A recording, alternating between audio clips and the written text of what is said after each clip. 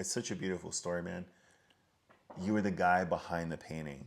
You know, it's like it was like I remember the photo you showed to Oh me. yeah, that was Right? that You was a remember that? defining moment. Yeah. Yeah, and then it was just like the fact where it's just like the unveiling. You know, it's like going. It's like to me the unveiling and I really enjoyed the work with you, man. Was it's like you're in Italy. You're in Italy. You've got a most beautiful red carpet event you could ever think of. Everyone's dressed the finest they can, and you walk in this thing, and it's a Ferrari event. It's the unveiling of the newest Ferrari. You know, the level of detail, right? The people in the room, the curtain that covers the car, and for me, it was like, in a way, it was the you committing and like like the slow reveal. It was like Jared's slow reveal of like, it's me. Yeah. I'm the guy that made this. Like, well, you're welcome. You know, and Sure. it was like obviously in a very humble, pleasant way. I'm just trying to make it a little bit more animated, but Sure. to me, in my perspective, I'm like, yeah, man, it's like you're like that brand. It's the most legendary thing that you could ever think of that everybody would love to acquire.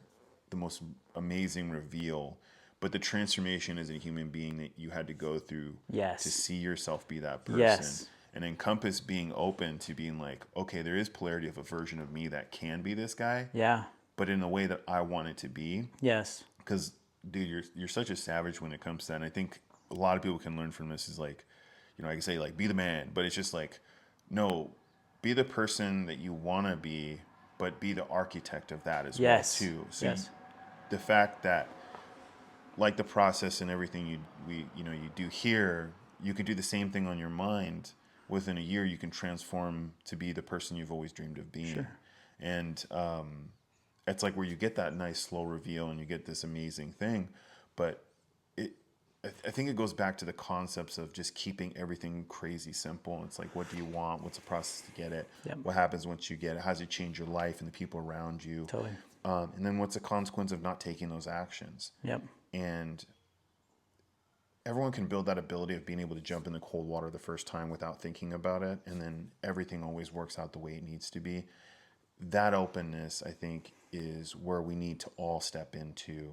Yeah. Of just that side project that you want to do. Like me stepping into the coaching space and doing sales coaching, mindset stuff, I had a full-time job.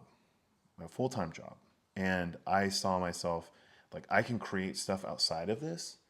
Oh, this is interesting. I'm open to that. I'm curious about that. Yeah. Let me learn the details about that. Sure. Got my first coach. And then it's like this compounding effect moving in a direction that's like faster than you could ever imagine.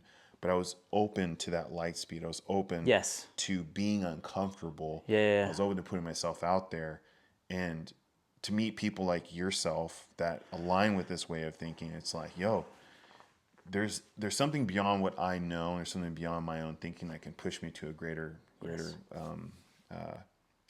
greater outcome than maybe my mind would have thought of for myself. Yeah. That's giving it back to the Creator. Yeah. You know, God has got mad crazy plans for all of us. Yeah. And when we surrender, it's amazing how it all comes to be. Yep. But the clarity, it's not always there. Mm-hmm. There's a lot of faith that's involved. Sure. Right? For you taking these chances, because you've taken a lot of chances too. And I love talking about this because I feel like you and I are both, we're not gamblers, but we definitely like to gamble on ourselves. We're not risk averse at all. Yeah. Like it's like full send, bro. Yeah, it's full of sin. Yeah. And there's a way of controlling that power, which is really cool. Yes. You know, and to see you do it on a consistent basis, not only in your business, with your family, how you connect. It always goes back to being in the outside world, because just like you said, it's so easy to be comfortable in the hermit. Yep. And to be antisocial and Yep.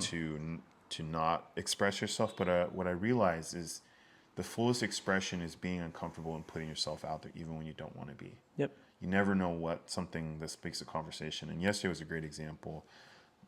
You know, I was like, it's kind of late. I should probably go home. And I ran into a buddy as I was walking by, and he's just going to a spot to watch a couple of the games.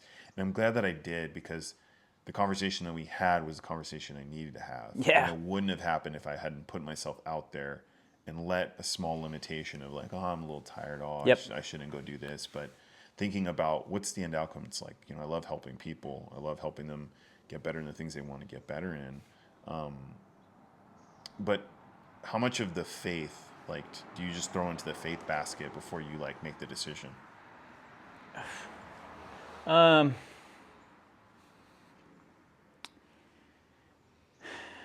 To give you the certainty. well, that's kind of a paradox in itself because there is like there's certainty, but there's no certainty with faith. No, I mean, like I say it all the time, man. Like, faith is the currency of the universe. Yeah. Hebrews 11, faith is the substance of things hoped for, the evidence of things not seen. It's the most paradoxical scripture there is because it's like, okay, well, faith is understanding what you don't see, but like you're also certain at the exact same time that you're like Yeah. fixed and you know that this thing that's unseen is real. Yes. It's like the most paradoxical, like, But then, but it's crazy though because it's the fact that the mind can visualize it, like you can sit in it, feel it, yeah, be there, and it's real, and it's real. totally real. So then, that's where it begins, and I think Yes. that's one of the greatest gifts is this imagination. It's crazy to see. Like, I mean, it's not crazy. It's beautiful, man. Like, this started in one place only. Yeah, but that's the problem is we all have been trained, and that's the illusion of this three-dimensional reality we float through is that we've all gotten really good at convincing ourselves it is the thing when it's only a reflection of the thing. So then when we go back to the faith. Exactly. So the faith aspect, like,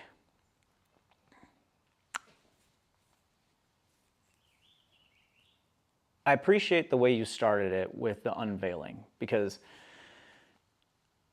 just like I said a second ago, where we've done a really good job of programming ourselves, or most of us are raised by other people who program us with some stuff that they got going on, and then we just keep doing it. Yeah. And then we got new stuff that we program in ourselves when we're adults, and then we just are unaware and we don't know what we're doing. Or you can wake up and then you can change it. But that story was cool because we all have, you remember the old cartoons where they have the angel and the devil? Mm-hmm. Like, I think about it a lot. That's our conscience, by the way. Like, we know right from wrong, like whatever. But like, I think it's more like there's two versions of ourselves. There's future self and then there's old self. And it's like, future self is like, knows what to do, knows where to go. This is where it's taking us. It's alignment. It's the future. We know what's going on. And then there's like old self that's always like, I don't want to go. Stop. No, we're not going there. And then future self's just like, shut the hell up. Like, we're going, And you're in this battle between those two. And sometimes some of us lean more to like old self. And we're like, and then we say no. And then every time we say no, we get more miserable. And we're not growing. But like those of us that trained ourselves to lean on future self are always growing and we're always open. And sometimes we're scared out of our mind because we don't really see the thing. We can only see it here. And we're just like, I hope this manifests or I hope it comes to pass or whatever, right? And so